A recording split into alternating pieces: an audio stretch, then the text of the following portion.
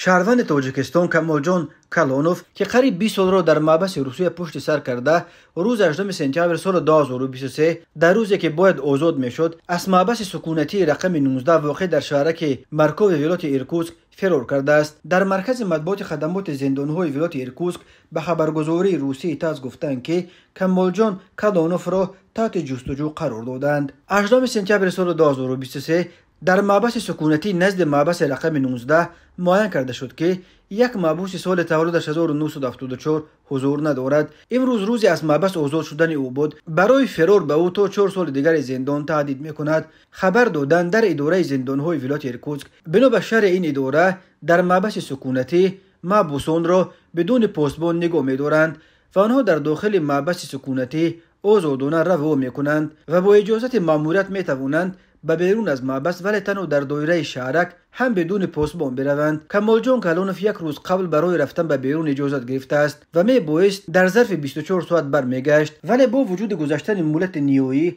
او به محبس برنگشته است. کمالجان کلانوف سابقه جنایی بوی داشته.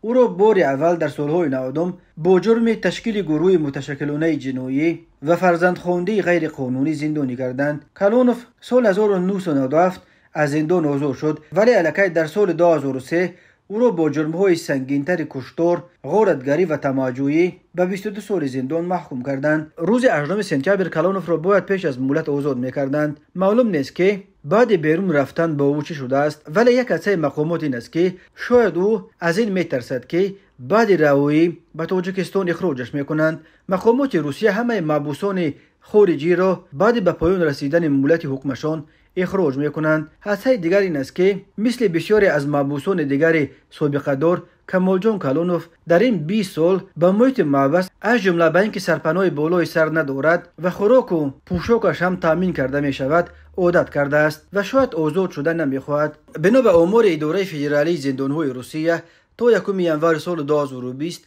در زندانهای روسیه بیش از 7000 شهروند تاجیکستان هدای حکم می‌کردند و بیش از 1200 زاده دیگر تاجیکستانی در بازداشتگاه تحت تفتیش قرار داشتند.